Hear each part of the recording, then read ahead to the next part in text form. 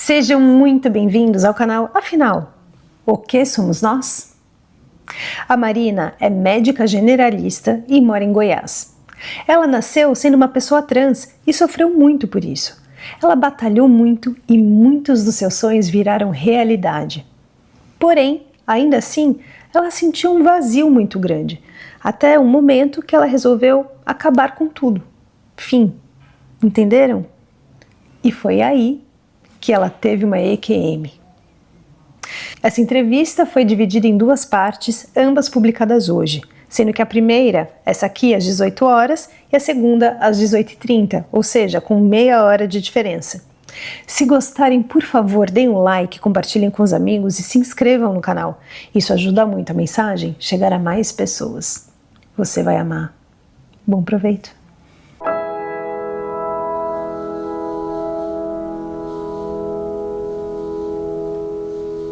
Marina, boa tarde, muito obrigado por você aceitar compartilhar conosco do canal Afinal que Somos Nós, a sua experiência de quase morte e o que mais você quiser contar. Por favor, se apresente, nos diga o que você faz, de onde você está falando e agradecendo mais uma vez, eu passo a palavra para você.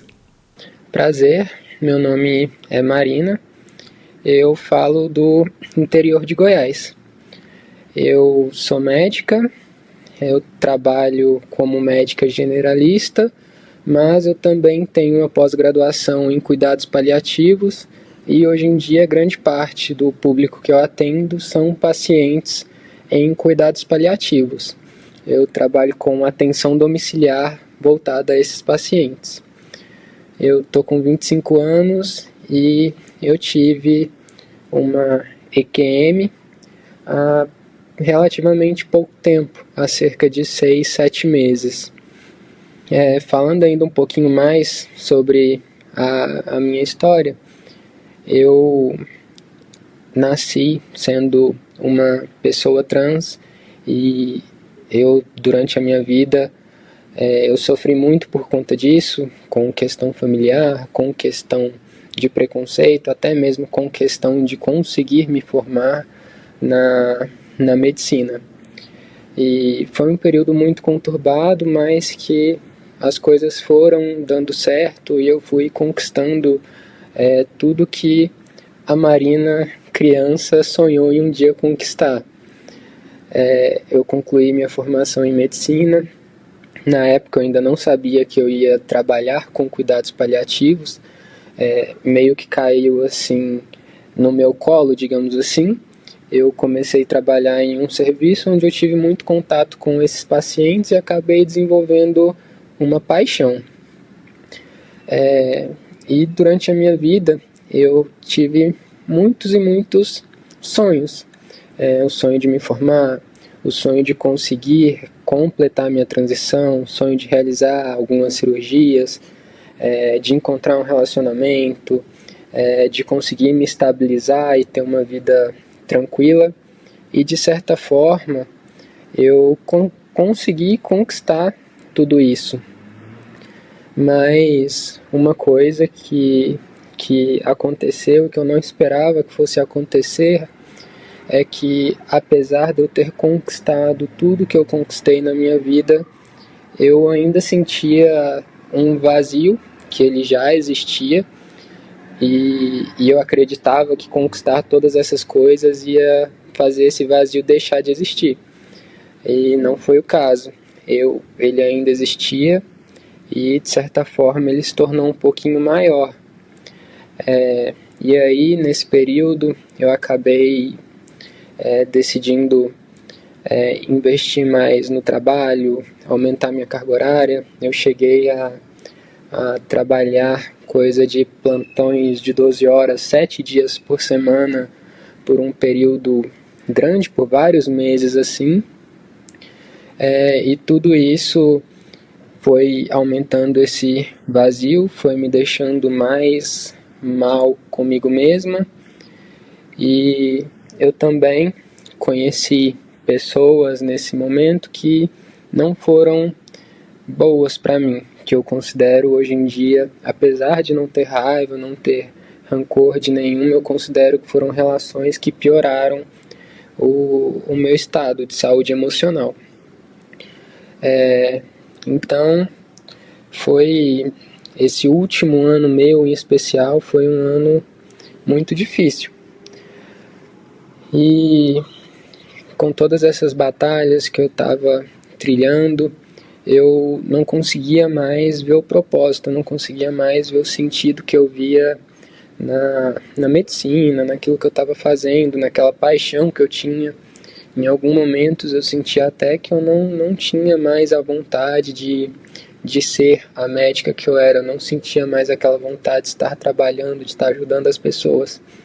E isso foi me deixando um pouco mal, porque não fazia sentido na minha cabeça eu ter conquistado tudo que eu sempre quis, eu ter me tornado uma médica que eu sempre sonhei em me tornar,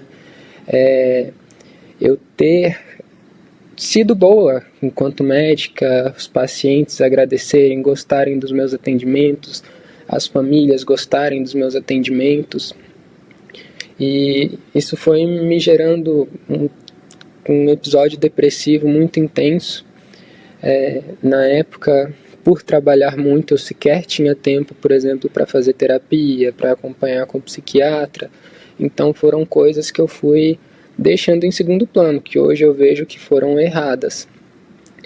E em dado momento, em uma briga com uma pessoa que fazia parte da minha vida, eu senti que aquilo tudo estava pesando demais.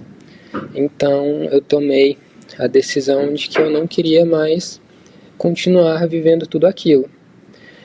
Eu senti que aquilo estava intenso demais e que não teria solução. Eu poderia fazer o que fosse, não teria solução. E eu sou médica, como eu falei, então eu tenho conhecimentos de medicação, de farmacologia, farmacocinética, de todas as medicações. Então eu sabia muito bem como fazer para ser de uma forma que não fosse dar errado, digamos assim. E foi assim que eu fiz. Depois dessa briga que eu tive, eu tomei várias medicações e eu deitei na minha cama e pensei que era o fim. No momento, eu ainda sentia aquele vazio, mesmo depois da decisão, aquele vazio ainda estava lá, talvez até mais forte ainda do que nos outros momentos. E aí, pouco tempo depois, no mundo físico pelo menos, eu desacordei. Mas no momento onde eu desacordei, eu fui para um outro lugar. As experiências de quase morte que eu já tinha visto anteriormente, tanto pelo canal, tanto por alguns programas televisivos que tem, não foi parecido com aquelas a minha. Eu sinto que eu fui para um lugar que era simplesmente um vazio. Era um lugar todo preto, mas que eu não conseguia reconhecer estruturas nesse lugar.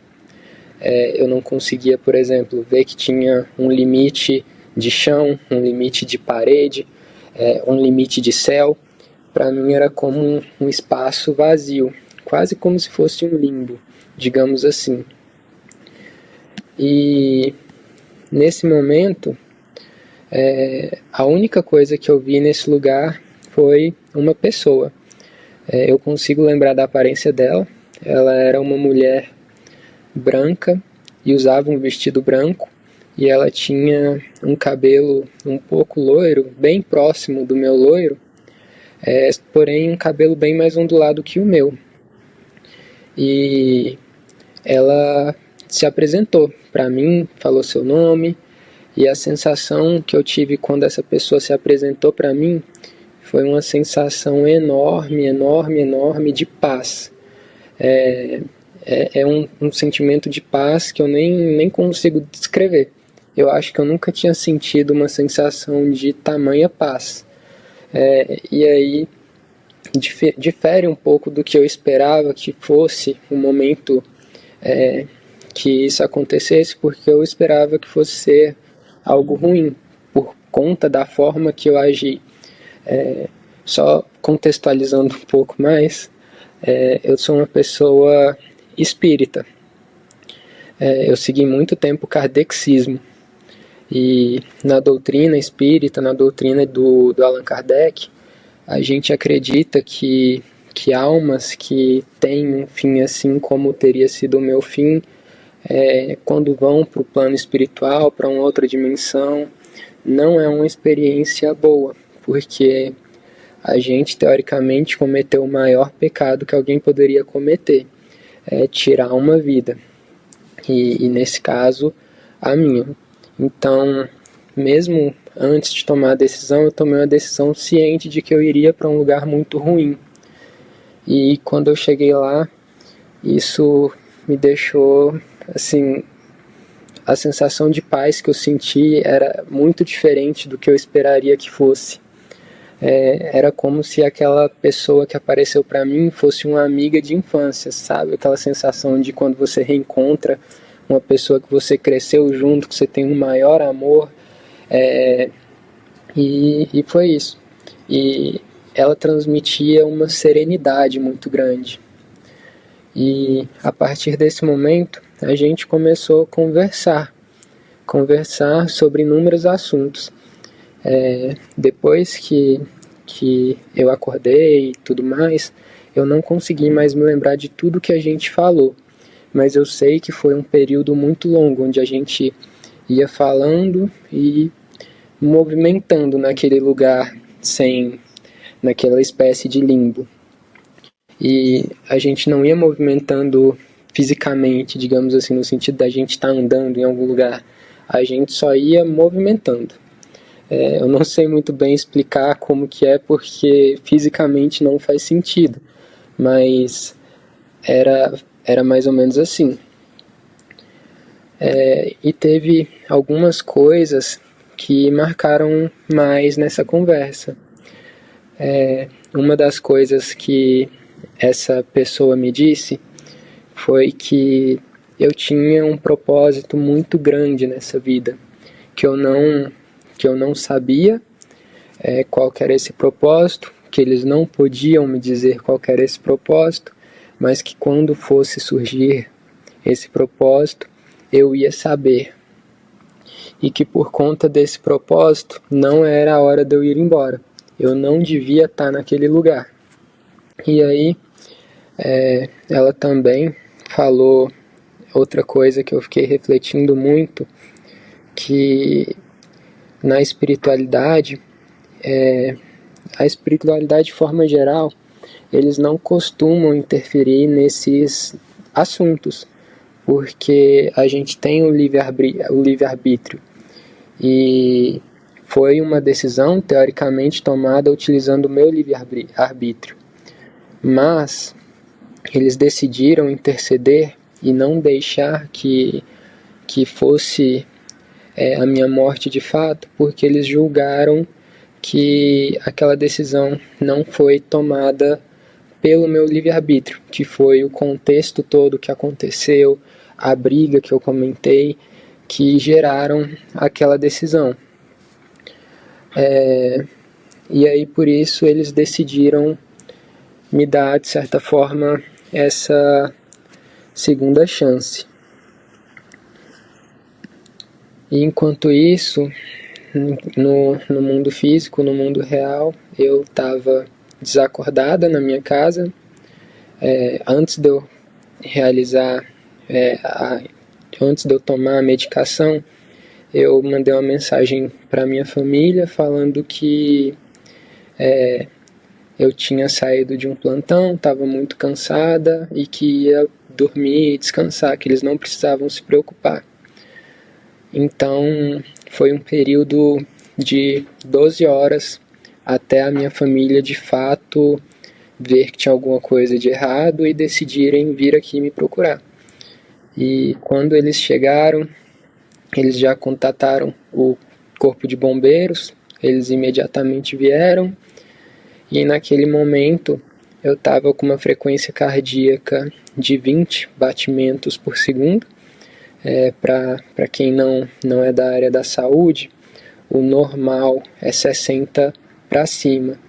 20 é muito baixo, é uma frequência onde o coração já não está conseguindo bombear sangue para os órgãos, não está conseguindo bombear sangue para o coração, por exemplo. E junto a isso, eu estava com uma saturação de oxigênio de 20%.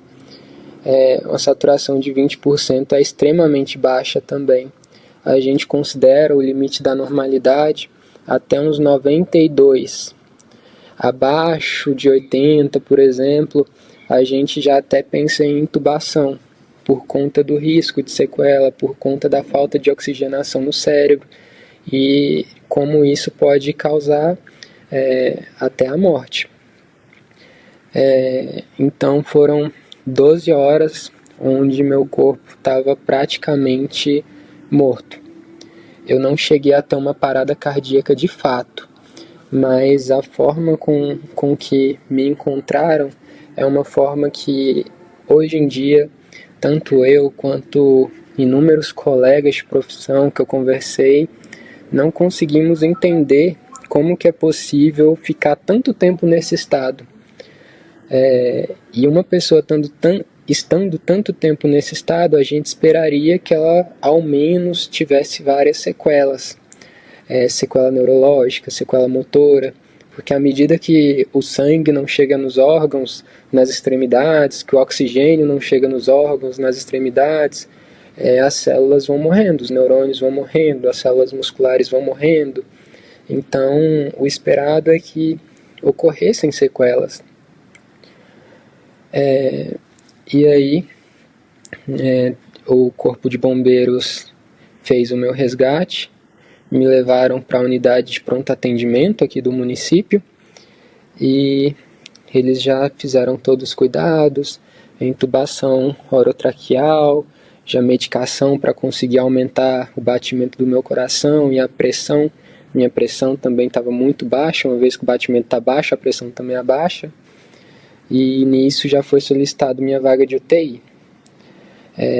A vaga saiu relativamente rápido e eu fui levada para UTI. E eu fiquei de 2 a 3 dias na UTI. Nesse momento, assim, a visão de todo mundo da equipe médica, equipe multidisciplinar, era de que não teria como sobreviver.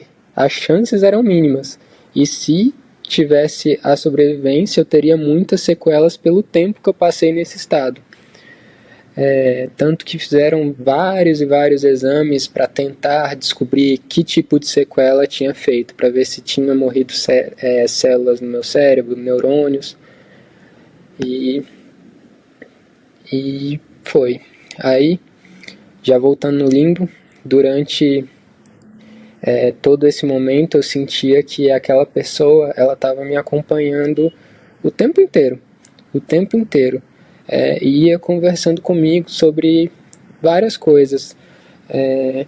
Eu lembro muito bem dessa sensação de acolhimento, dessa sensação de paz, dessa sensação de cuidado, mas infelizmente eu não consigo lembrar de tudo que ela falou. Eu até gostaria de lembrar de tudo que ela falou, mas eu não consigo. Eu lembro mais da sensação que ela me trouxe.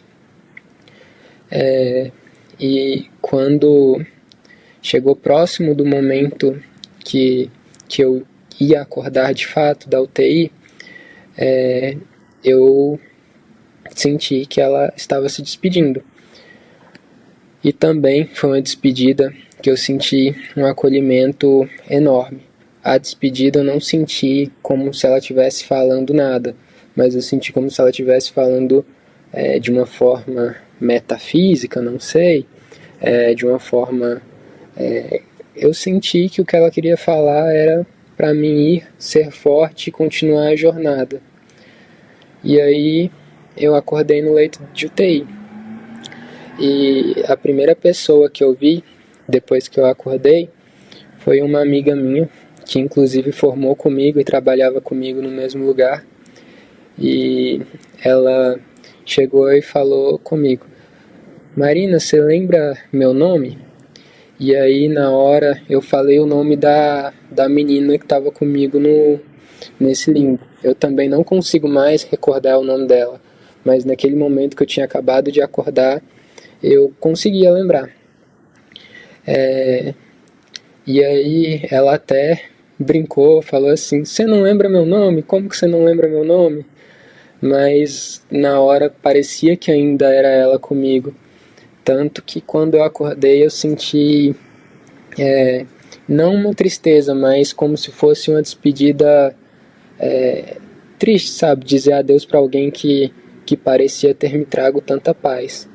Mas a forma com que ela falou tudo me deu uma força muito grande para entender que de fato ali não era meu lugar, que eu tinha cometido um erro e que ali não era meu lugar. Depois disso eu passei mais um tempo internada, cerca de 2 semanas. E aí eu voltei para casa. E depois que eu voltei para casa, eu ainda ficava me perguntando muito por que a espiritualidade, por que Deus decidiu me manter. Eu não conseguia entender como que uma tentativa tão grave como que foi a minha não foi efetiva, e como que eu não tive nenhuma sequela, como que eu estava 2 semanas e pouco depois completamente bem. Para mim isso não fazia sentido, e eu ficava me perguntando muito sobre isso. E por conta disso eu acabei me aproximando de Jesus, de Deus. Eu comecei a frequentar novamente a religião e comecei a orar de novo. Tinha muitos anos que eu não orava, tinha muitos anos que eu não conversava com Deus. E cada vez que eu orava, cada vez que eu me aproximava um pouquinho de Deus, eu sentia mais forte aquele sentimento de que eu não estou sozinha, de que tem alguém me protegendo, de que eu tenho algo a fazer na vida, que eu tenho um propósito maior que eu não consigo entender ainda. Em um momento, eu tive um sonho com Deus mesmo. Eu não vi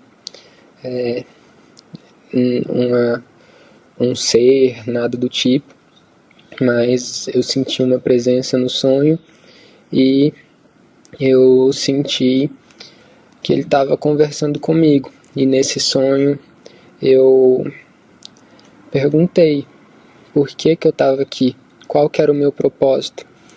E a forma com que a resposta veio não faz muito sentido também, porque a gente esperaria que fosse palavras, mas era como se fosse uma resposta que veio direto, instantaneamente, não sendo elaborada com palavras.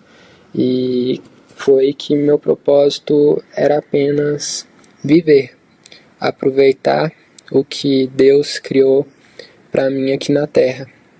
E aí, ainda nesse sonho, eu fiquei perguntando sobre os erros que eu cometi no caminho, sobre ter tentado realizar esse pecado, e a resposta foi: eu entendo e eu te perdoo.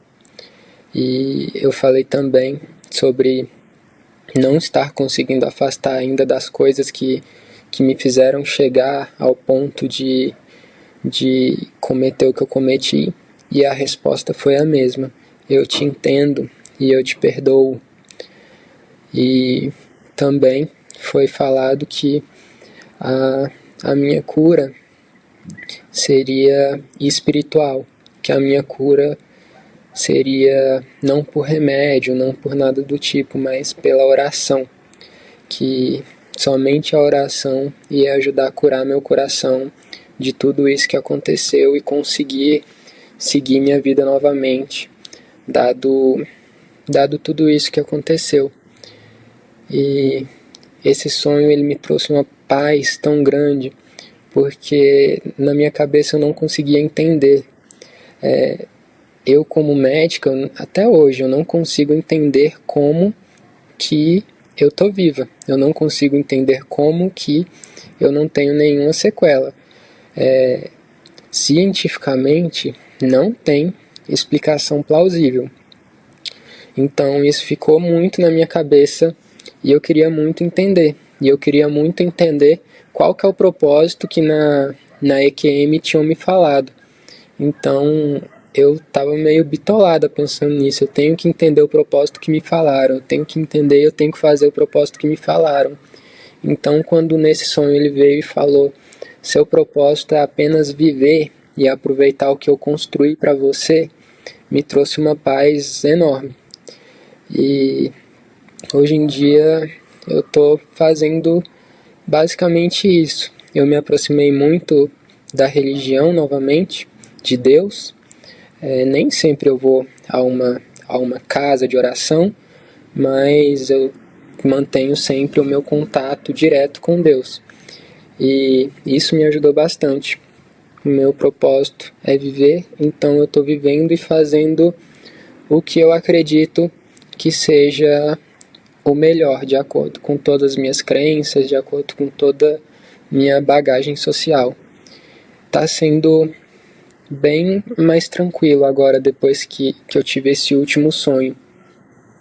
A primeira pergunta que eu queria fazer é sobre o fato de você hoje trabalhar com cuidados paliativos. Eu queria saber como é que essa experiência que você vivenciou te potencializou no tratamento de pessoas que sabem que vão morrer e que só estão com esse tratamento paliativo melhorando a qualidade dessa parte final da vida. Você leva para eles de que forma essa sua informação chega a eles para melhorar, porque eu fico pensando, muitos devem morrer de medo de morrer. Não deixem de assistir a segunda parte da entrevista da Marina, que já foi publicada ou será publicada nos próximos minutos. Você vai amar. E se você gostou, por favor, se inscreva no nosso canal. Dê likes, faça comentários, compartilhe com seus amigos, toque o sininho, porque assim você sempre fica sabendo quando chega vídeo novo, saído do forno. E se você tem alguma dúvida ou passou por uma EQM e gostaria de compartilhar a sua história com o mundo, por favor, nos escreva. O nosso e-mail é afinal.oquesomosnós@gmail.com. Essa é uma nova fronteira do conhecimento humano. Vamos juntos atravessá-la?